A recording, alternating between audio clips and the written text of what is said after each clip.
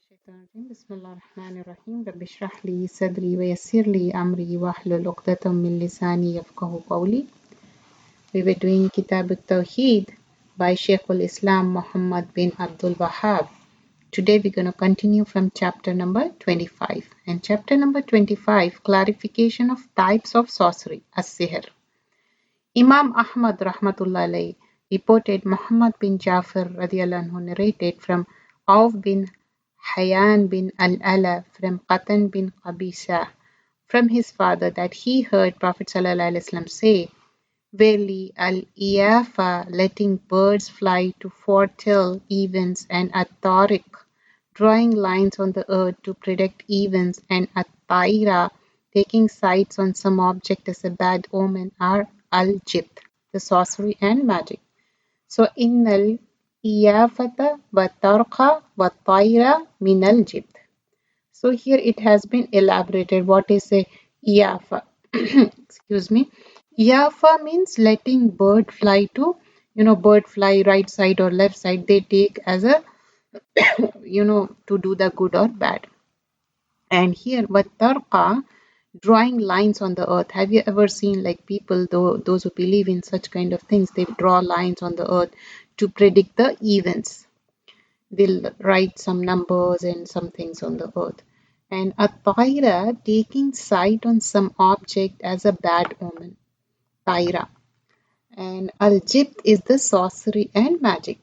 Auf rahmatullah alayhi said, al-iyafa is letting a bird flight, foretell, events while a tariq is drawing line on the earth. Hassan Basri rahmatullah alayhi said, al-jibt is the scream of shaitan devil.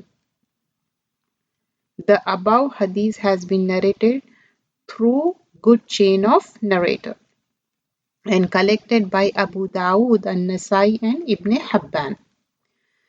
Abu Dawood reported in his book with Sahih Isnad that Ibn Abbas radiallahu anha narrated that Allah's Messenger sallallahu alaihi wasallam said, whoever learns a part of astrology, listen this carefully, whoever learns a part of astrology, like, drawing knowledge from stars, has learned a part of the sorcery, magic. Those who learn more are getting that much more sin to their credit. Whatever they are learning, it is like a sin. In An-Nisai, Abu Hurairah radiallahu anhu reported to have said, whoever tied a knot and blew on it has committed sorcery, and whoever committed sorcery has committed shirk. Whoever wears an amulet or talisman will be subjected to its control. So here talking about tying a knot, blowing it, committing a sorcery. Who will tie a knot and blow on it? It's a sorcery, whoever practice sihr, magic, and it is as if he committed a shirk. And this is a kabira sin, major sin. And also whoever wears a amulet, amulet or talisman will be subjected to its control. They believe in that. Even I have seen many people, those who are in worldly sense so-called successful, they wear such kind of amulets and talisman, and they say, because of this thing, I am successful. I feel like, what happened to this person? Allah has given that success, and he is giving credit to such an amulet or talisman.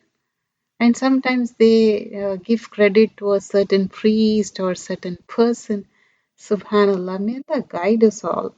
Ibn Masud radiallahu anhu reported to have heard Allah's Messenger sallallahu alaihi wasallam saying, shall I not tell you what al-adh, literally lying, adh means literally lying, sorcery, etc. It is conveying false rumors for the purpose of causing disputes between the people. This is in Muslim. And both Sahih collector reported from Ibn Umar radiallahu anhuma that Allah's Messenger sallallahu alaihi wasallam said, Inna minal bayani sihr. Some eloquence can be so beautiful that it constitutes sorcery. Yeah, sometimes, if you notice some people, when they talk, you feel like bewitched. You for but it will be temporary.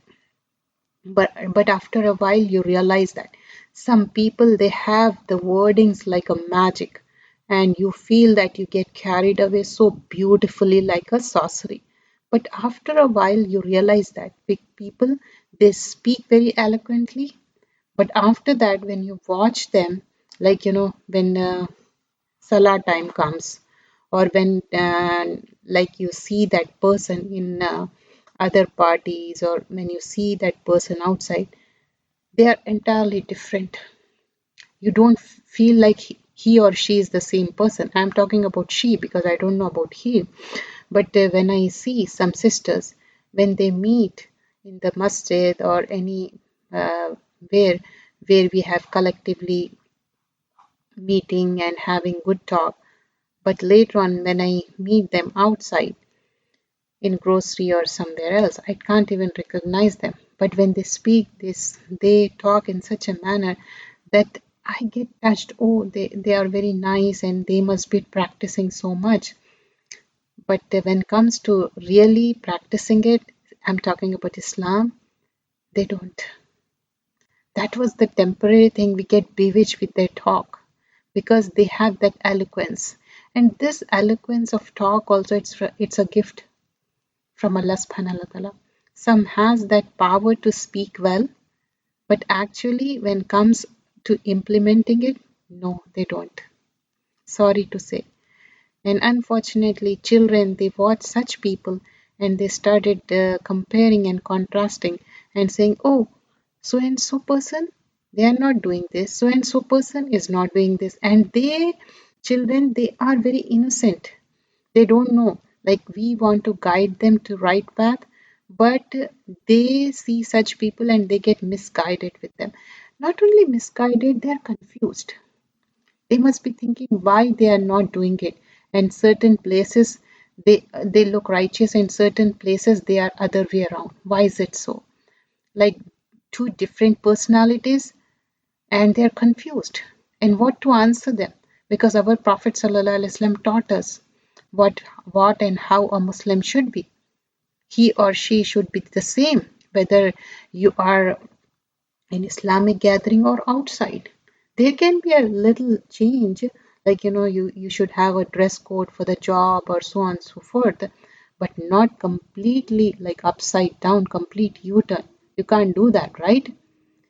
Allah save us from such things. So eloquence can, it can lead to sorcery, means you get bewitched or you get carried away. So here we have learned, the first thing we learned in this chapter was Innal iyafata wa tarqa wa tayra minal jibt. So iyafa, letting birds fly to make known for the fortune teller, and tarq is drawing lines on the earth to predict events, and Taira taking sight on some object as a bad omen, and Aljibt is a sorcery and magic. And also we have seen Iya and Tarq are explained, and astrology is a kind of sorcery. Many people these days they add and they say, I know this and that. Only Allah knows. If you look at them, they can't change themselves. How about others? They don't have that ability. But when they talk, I really feel pity on them because they can't help themselves. How they can help others? Only Allah can help. He is Khalik, Malik, and Mudabbir. And we believe in Ghaib. Those people are shayateen. They are open shayateen. They are adding themselves and they are promoting themselves. And people, Ummah of this community, they get bewitched because of small petty things, our life is full of tests and trials, and we get carried away. When the test and trial comes, we look for wazifa. Oh, tell me something which I can recite and I get over this thing. There is no such thing. Do the amal continuously, do the good deeds continuously. Allah will accept it, Allah will remove it. If it is not removed in this world, Allah want to purify yourself. Allah want to make you good, because how the gold is purified that way. So don't feel bad, don't pity yourself, don't go to such people fortune telling or calculating or astrology and tying knots and blowing over them is a sorcery. And many people, our own Muslim people, they do that. And they give false excuses for that. But Allah knows what they are doing. And namima, tale-bearing, backbiting is also a form of sorcery. And this backbiting, have you ever seen some people? They have this addiction of backbiting. As soon as they talk about some person, especially, some selective person they talk about. Oh, that one, this one, I feel like, there can be a difference of opinion. You have that, like sometimes some person they have excellent quality, some person they don't, they lack in those things. If they lack in those things, we should keep our heart big and not to talk about such things and try to make the things smaller. If you're talking to a respectful manner to a person and they are talking that doing the ghiba, backbiting of some other person, be ready. They will talk about you one day. And first of all, we have to have the fatakullah, fear Allah. Allah don't like ghiba, backbiting, as if you are eating the flesh of your own brother. You want to? No, never. If if meat is stale, you never ever touch it. You throw in the bin, and sometimes bin stinks, and you keep in the garage. If that also stink, you feel awful, isn't it? So how can you do the ghiba? Just imagine that. Just imagine that stink. So never ever do that because it will destroy you completely. If somebody is giving you a hard time, don't give importance. Don't talk about them. Just make dua for them. May Allah guide them. And it will happen. Remove all the rancor or the all the grudge from your heart. Why happen grudge? Because sometimes some people they hurt you so much. They literally crush under their feet. Doesn't matter. That time you will become more soft person because you know somebody crushed you, you know that thing. Somebody hurt you. You can't hurt other person. That's not a momina. You want to be a momina. Everybody is Muslim, but momin and momina, Allah has elaborated in Quran how a momin should be. So a momin can't hurt another momin or can't hurt even kafir too. You can't hurt any person. And nas, don't hurt any person. Anyone. Doesn't matter. Not even animal. So taking sometimes, eloquency and talking very nicely, don't get bewitched with it. What is the criteria? Quran and Sunnah. For time being, subject related. For example, some person talking about some health benefits. Yeah, you can listen to that. You can implement. But when it comes to Quran and Sunnah, they are talking so much, but when it comes to implementation, they are zero or they are minus. And many people, they talk about, oh, I did this course, I did that course. That's really good, really appreciating. But what change they bring? Apparently, like, we have to judge the person apparently. Then no apparent has been changed. No change.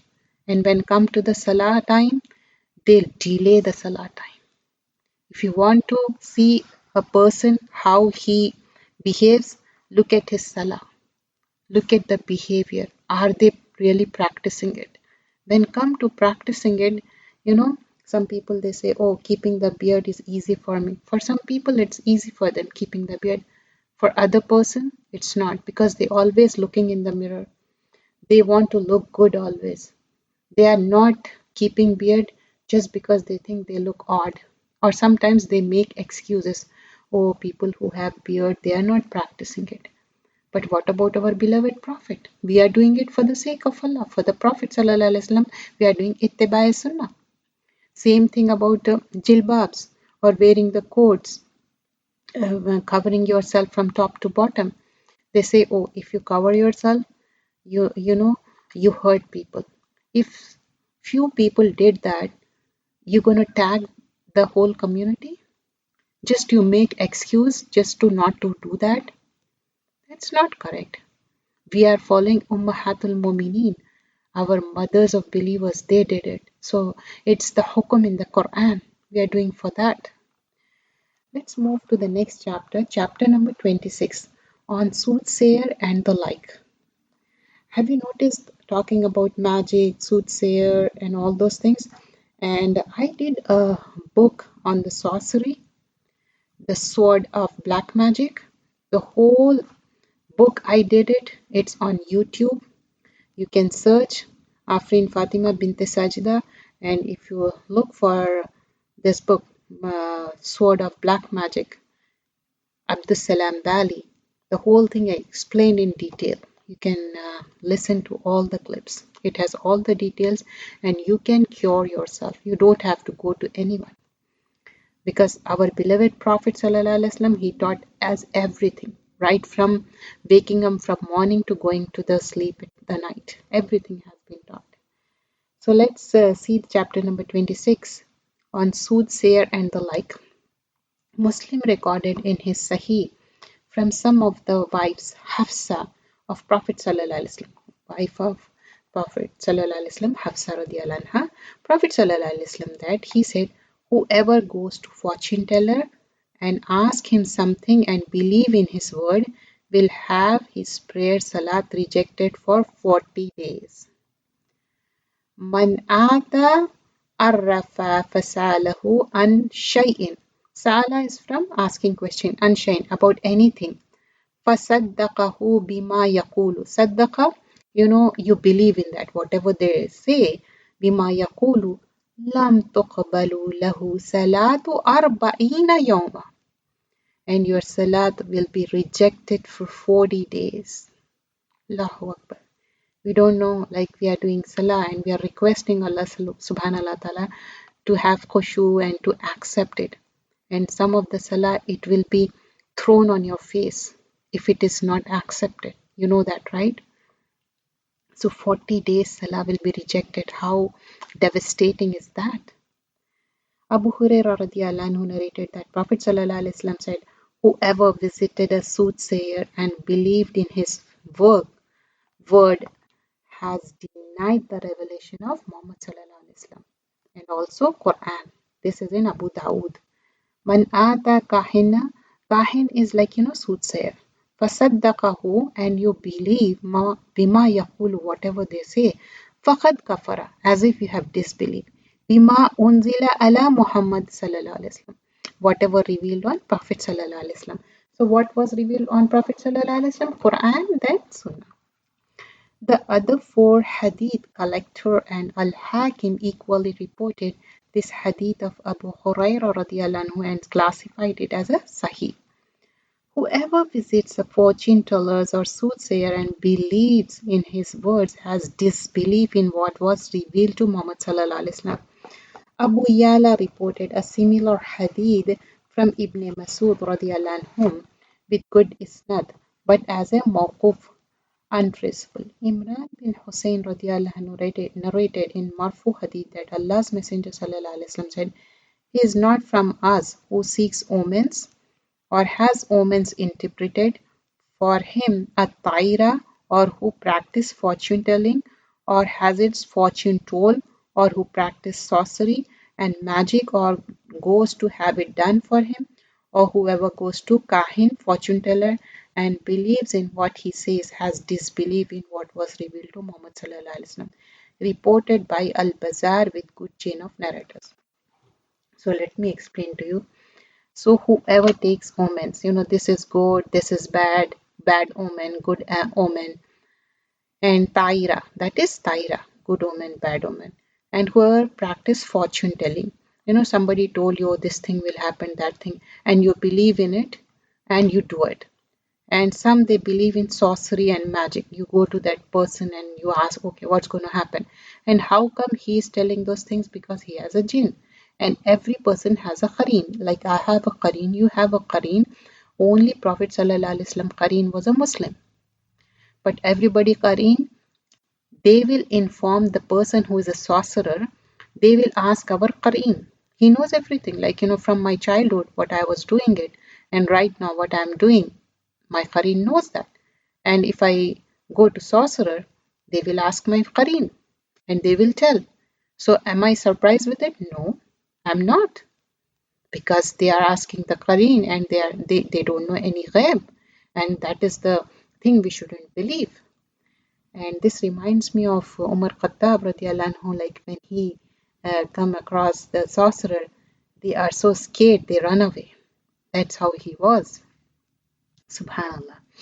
And so here, you shouldn't believe in the fortune tellers. And some people, they start reading weekly. Oh, what's going to happen? What is my star? And so on and so forth.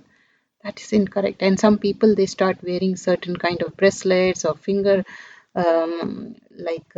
in fingers, they wear certain kind of rings, especially some kind of stones. They think it's a good luck charm or bad luck. No, there's nothing in that. Believe in Allah only. And some people, they wear certain kind of clothes, certain colors, and they think it's a good fortune. And this reminds me of my college days. And it happens like, one of my classmates, she'll be wearing the same color every time. I was thinking maybe, she don't want to have more clothes. Maybe she is very simple kind of person. And I said, yeah, maybe you like this color. That's what I thought. But she said, because of this color, I'm getting good grades. I said, Astaghfirullah, how come you can say that?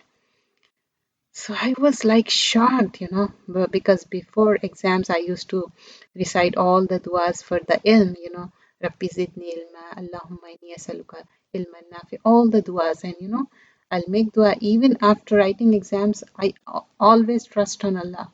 Allah, you give me good grades. Because nothing in my hand. Whatever I did what was in my hand. I tried my best, right? So some people, they have that kind of, they think because of that dress, because of that color, she's getting the good grades. Astaghfirullah. May Allah save us all. And some people, they used to wear some kind of charm and they think because of that they are getting good grades. And some people, they wear one anklet and they tie the like thread in the feet and they think because of that they are getting the success. Astaghfirullah, may Allah save us from such thing. And hadith was reported by Tabrani al-Awsat with a fair chain of narrator from Ibn Abbas. Whoever goes to the fortune teller, they are as if doing the great sin. And Imam al-Baghawi said, Al-Araf is a person who claims to know the matter with 4 signs, but he can point to stolen items, the place of lost things, and the like. Some said it is the Kahin, and the Kahin is the one who foretells of unseen matter in the future. It is also said that this is one who informs of the inner secret. Again, the same thing. I'm going to explain it. Let me finish this. Abdul Abbas bin Taymiyyah rahmatullah said, Al-Araf is the name for the fortune teller and the astrologer Al-Munajjim and the diviner Ar-Ramal and the like of them who speak of having knowledge of matter in similar ways. Ibn Abbas radiallahu anhu said about those people who write Abjad alphabet to use in soothsaying, fortune telling, and gaze at the stars, believe in their influence of the earth. I don't see whoever does has the share with they are out of Islam. So here, let me explain you this thing. Talking about the things like when you go to Kahin, they tell you like you lost something. They have a jinn, they ask the jinn and the jinn inform them. And you think, oh, they have the knowledge of ghaib. Oh, he's a saint person. He's such a nice believer. So Allah is informing. No, there is no more prophethood. Allah gave prophethood through Wahi. Wahi came and it was informed by Jibreel al-Islam to Prophet sallallahu alaihi wasallam. Even to other prophets we have seen in the Quran how it was informed. But when it comes to the normal human being, they are using jinn or shayateen, and they are doing such things which are against Islam, and they make shayateen happy, and shaitan will help them. So never ever ask them, oh, why I lost this, where I lost it, I want to know, and they will inform you, and you are out of Islam. And 40 days Salah will be lost. Just imagine how much lose, like how much khasara you are doing. Complete loser we are becoming. And also fortune telling, you know what's going to happen. Some people, because of their daughters or sons, they are not getting married, or some people they don't have jobs, some people they don't have children. They ask the people and they inform, asking the jinn and shayateen, and you started believing in it. That is a disbelieving it. Never ever do that. May Allah guide us all. Believing Kahin and faith in the Quran cannot coexist. Declaration that to do believe in Kahin is disbelief. Mention of the one who fortune is told. Mention of the one whom omen is sought. You know, who is doing, what is doing, how the sorcery, what number I should use, in which direction I should do, when my good luck will be there, when my. Never ever do that. And you know, I remember some girls, they start looking your hand and they touch your hand and they see and they tell, oh, because of this you will have so and so, because of that you have so and so. I said, astaghfirullah, how can you do that? Never ever show your hand to anyone. You know, like when we are in college, people do that, like especially your classmates, and in ignorance you don't realize that. When I was reading this book, it reminds me of those things, and that was a really kufr, that was a disbelief. So may Allah save us from such kind of things. And today we covered two chapters, and in most of them what we learn, all the two chapters, like first is clarification of types of sorcery, sihr, and also we learn the soothsayers and the like, how the soothsayers are and like. And also next we're gonna learn, this has the vast subject. We're gonna learn few more things in coming chapters, inshallah. Okay, jazakallah khairan kaseera, subhanakallahumma bihamdika, nashhadu an la ilaha illa anta nastaghfiruka